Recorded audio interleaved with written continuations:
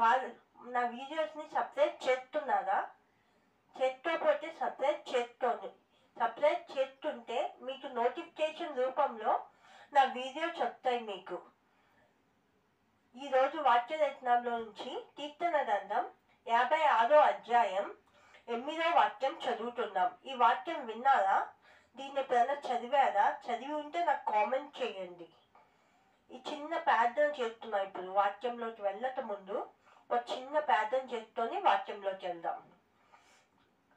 అందరు తల్లి ముట్టుకొని ప్రార్థన చేస్తున్నాం. చూద్దాం దేవా తండ్రి, నైనా మీకు వేలాది వందనాలు తండ్రి. చూద్దాములు దేవా, ఎవరైతే నా వీడియో చుట్టూ ఉన్నారో నాయన వాళ్ళ జీవితంలో ఉన్న ప్రతి ఒక్క అవసరం తీర్చండి, ప్రతి ఒక్క అక్కద తీర్చండి తండ్రి.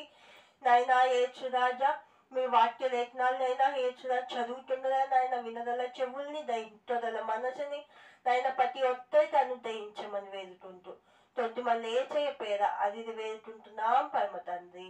ఆమేన్. ఈరోజు కీర్తన గ్రంథంలో నుంచి 56వ అధ్యాయం 8వ వాక్యం చదువుతున్నాం.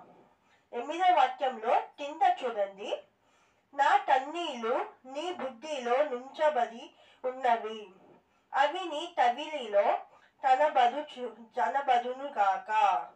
చూడండి ఏం చెప్తున్నారు? మన కన్నీళ్ళంతా ఎవరి దాంట్లో ఉన్నాయంట? యేసయ్య తన బుద్ధిలో దాచిపెట్టుకొని ఉన్నాడంట. కాబట్టి మనము ఎవరెవరి దగ్గర మనము ఏడుస్తున్నామో మన కన్నీళ్ళన్నీ వృధాగా పోతాయి. కానీ ఎప్పుడైతే మనము యేసయ్య సన్నిధికి వచ్చి మనము ఏడ్చినప్పుడు మన కన్నీళ్ళన్నీ యేసయ్య తన బుద్ధిలో దాచిపెట్టుకుంటాడు.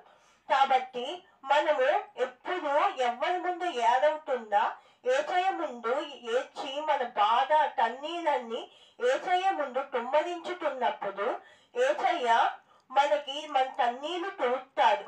కాబట్టి మన కన్నీళ్లు తన బుద్ధిలో దాచిపెట్టుకుంటాను అంటున్నారు. కాబట్టి మనము ఎవరి దగ్గర మనము బాధపడుతుందా, ఏ బాధ అయినా ఏ కన్నీళ్ళన్నా యేసయ్య ముందు బాధపడదాం. ఈ చిన్న వాక్యం దేవుడు దీవించుందాక. ప్రార్థన చేస్తున్నాము. తోసేపు ఎవరికి వాళ్ళు ప్రార్థన చేస్తోంది, ఎవరికి వాళ్ళు దేవుణ్ణి ఈ వాక్యం పట్ల ఏం మాట్లాడారో ఈరోజు దానికోసమని ఎవరికి వాళ్ళు ప్రార్థన చేస్తోంది. తల్లి ముట్టున్నాం అందరం. ఎవరికి వాళ్ళు ప్రార్థన చేస్తున్నాం, ఎవరికి వాళ్ళు దేవుడికి మన బాధ, కష్టం, వేదన అన్నీ చెప్పుతున్నాం. అన్నీ చెప్పుకొని దేవుడి ముందు మన కన్నీళ్ళంతా తాగుద్దాం. ఎవ్వరు మౌనంగా ఉండబాకండి, అందరూ ప్రార్థన చేస్తోంది.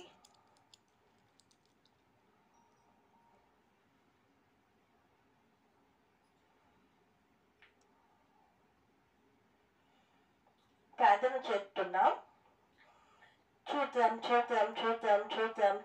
దేవా తండ్రి, నాయనా మీకు వేలాది వందనాలు తండ్రి. చూద్దాములు దేవా, మీ వాక్య లేఖనాల ద్వారా మాతో మాట్లాడినందుకు మీకు వేలాది వందనాలు తండ్రి. చూద్దాములు దేవా తండ్రి, నాయనా ఈ వాక్యం ఎవరెవరైతే విన్నారో నాయనా వాళ్ళ కష్టాల్లో బాధల్లో నాయన మీరే తోడై ఉండండి దేవా.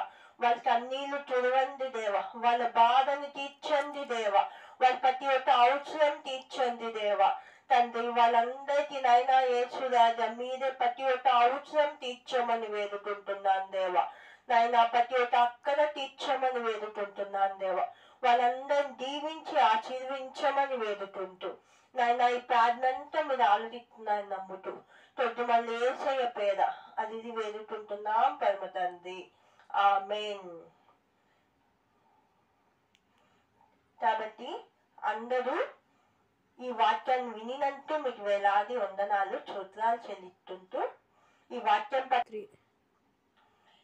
వాక్యంతో చెప్పిన తర్వాత మీకు ఏం అర్థమైందో, ఈ వాక్యం ద్వారా దేవుడు మీతో ఏం మాట్లాడారో కామెంట్ రూపంలో నాకు తెలియచేయండి. ఆమేన్.